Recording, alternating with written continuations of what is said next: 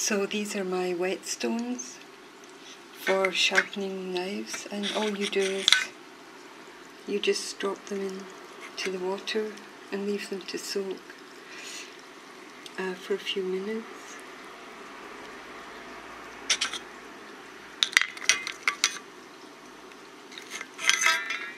You can see the bubbles coming out.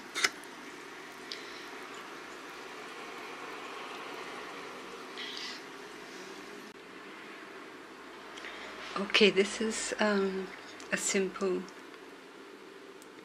Japanese sashimi knife, and I like it so much I just use it for lots of things. It's carbon steel, and so it will patina. I think you can see this, which shows that I actually use it. It will patina or it will rust, so you have to usually keep, I think you can see here maybe, don't know.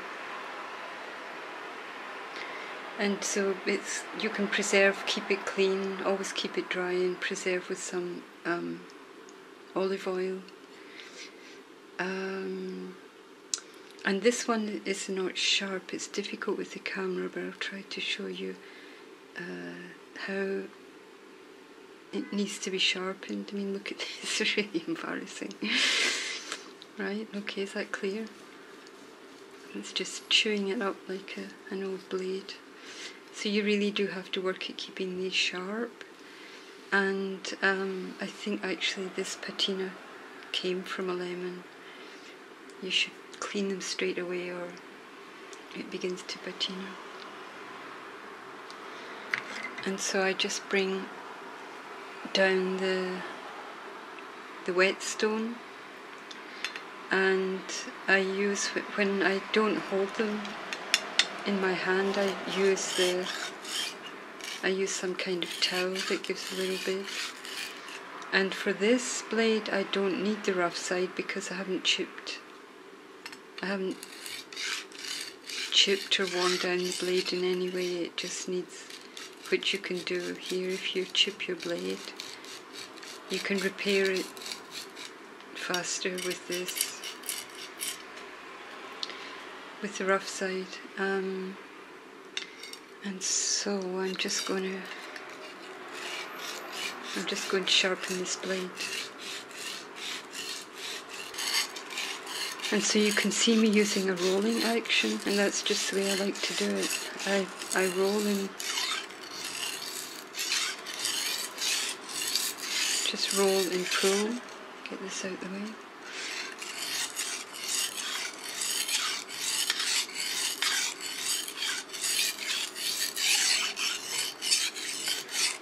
Actually, I need a bigger stone. I have to get, this is a cheap stone from a hardware store or something, but I want to get a real Japanese stone.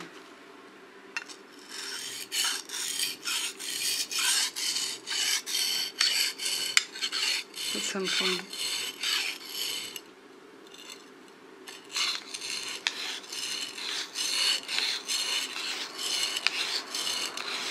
And so you just keep the movements organic, and I sharpen on the pull. Yeah, I don't do any of this moving forward. I just keep my hand relaxed, do not press down. And you know, it's easy, you can't do anything to yourself or cut yourself. You keep your fingers back here.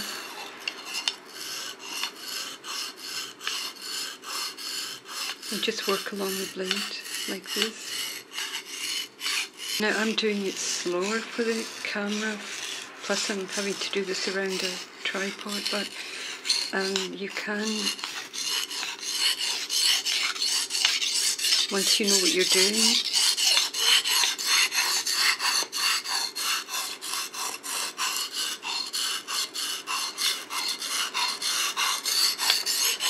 you can actually, then you turn the blade over.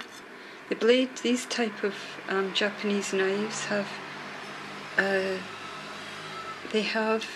this is a flat edge of the blade and this part is canted. And so I tend to do the flat first. the flat edge, and then I turn the blade over and I work in the other direction. So let's just get this. I'll try and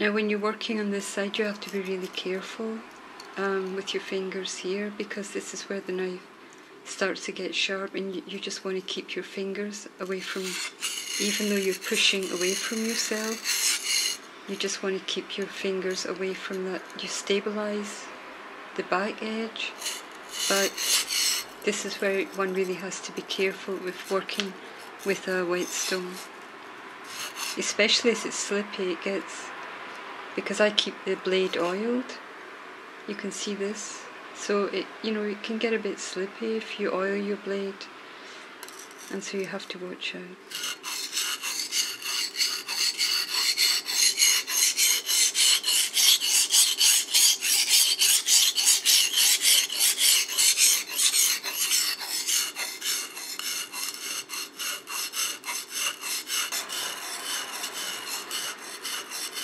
And you can actually hear every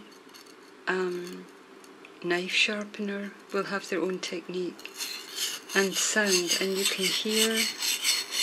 can use your ears to hear the sound of the sharpening depending on the different methods that you use.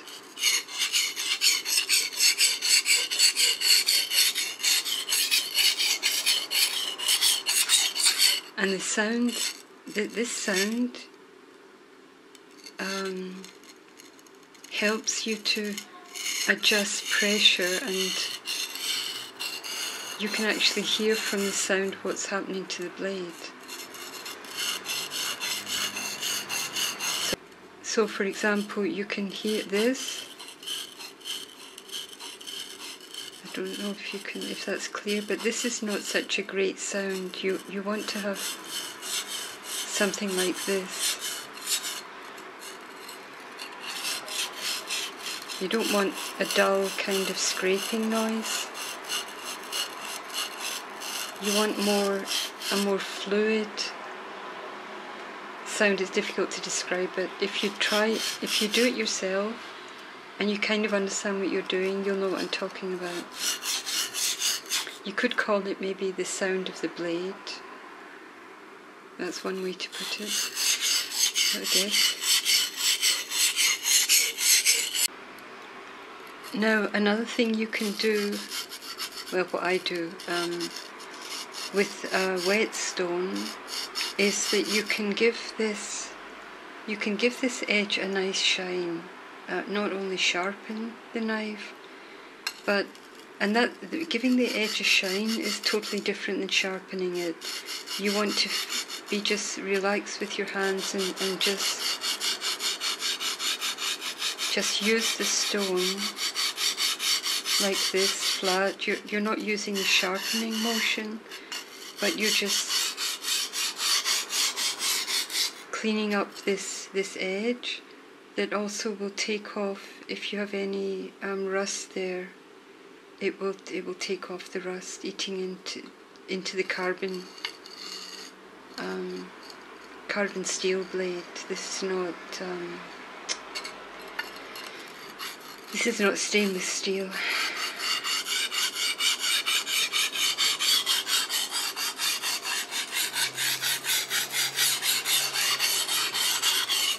And again, when you listen and feel, that you can hear from the sound what is happening to the metal, what is happening to the blade. Also, when you're cleaning, you're just cleaning the edge. And so I pretty much got this now flat on the stone, and I'm just cleaning up the metal and maybe giving a nice shine to the edge.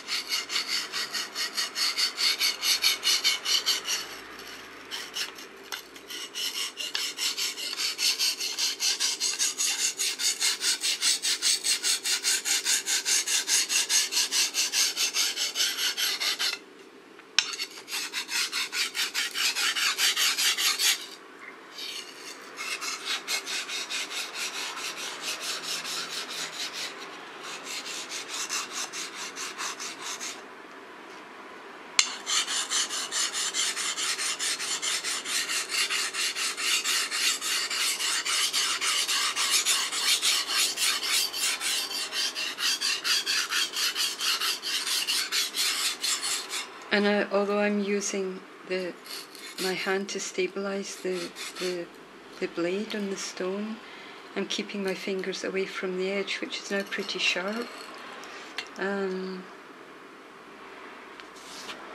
As you can see, that's a bit sharper than it was.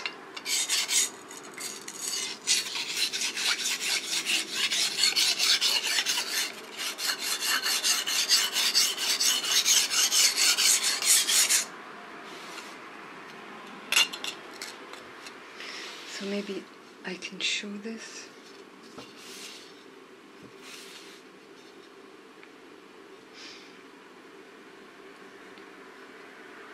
Try to show this.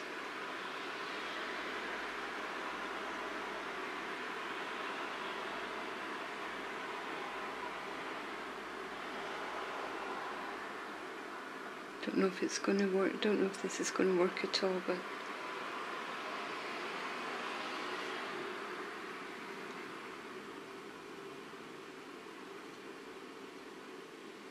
pretty sharp.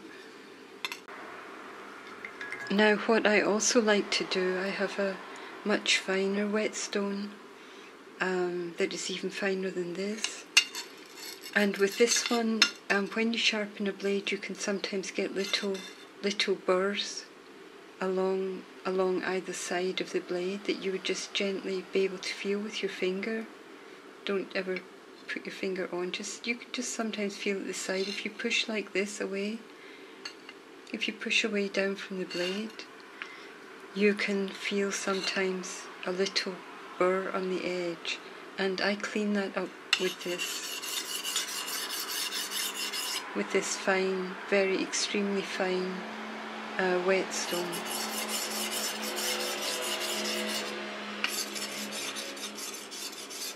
Now this stone also could be used to polish up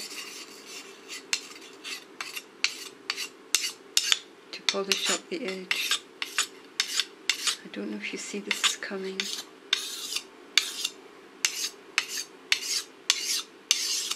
But it certainly takes off any of the funny bits after sharpening.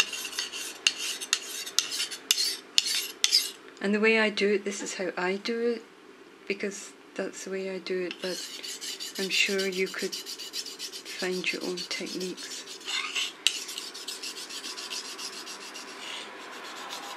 And now I see I have rust here on the tip, and I can use this fine stone, this smaller stone, to just take the rust off without doing any damage or without changing my edge, altering the knife.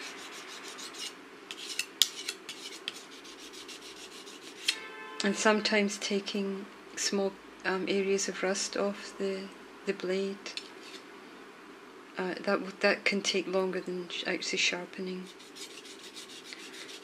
But if you've got rust, it's a good idea to get rid of it. So on this side the blade is in pretty good shape. Just turn over and check. I do have some rust here at the top edge.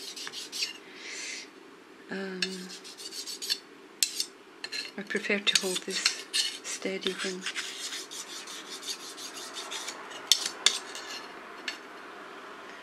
actually that's not too bad, it's actually removed. And here I also have small pieces of rust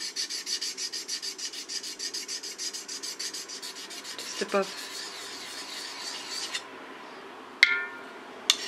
And so I like to polish them away.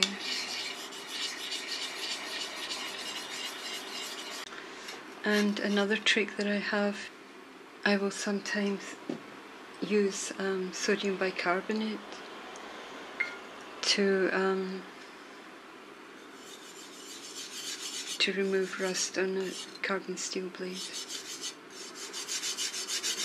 and polish it up. But this is very, very fine, so it doesn't do any damage.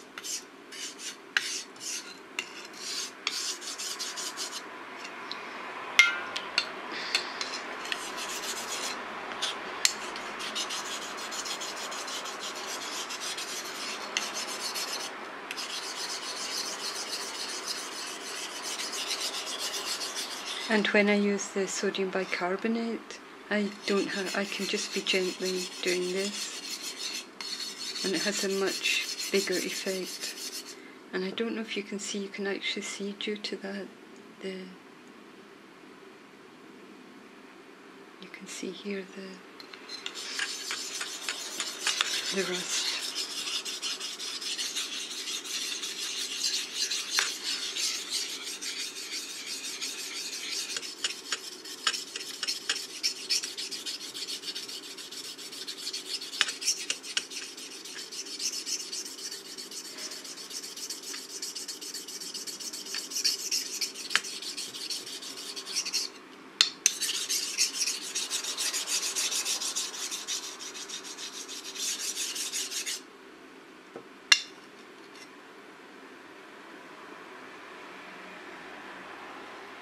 Sodium bicarbonate. So what I do after cleaning up the blade is where's that? Let me try and show this.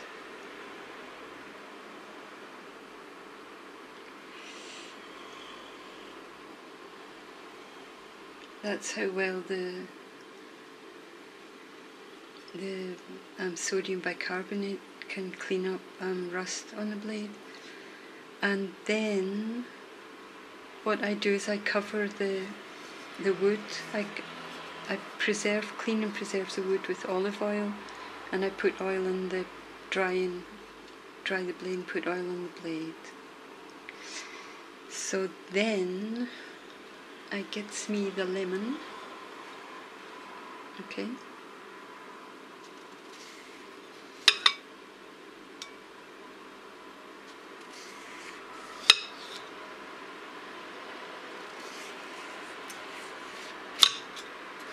So that was the resistance there was a seed, but the newly sharpened blade went through without any problem, without any difficulty.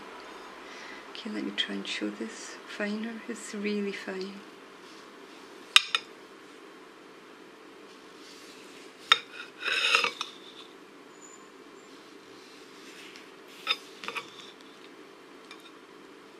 And to get,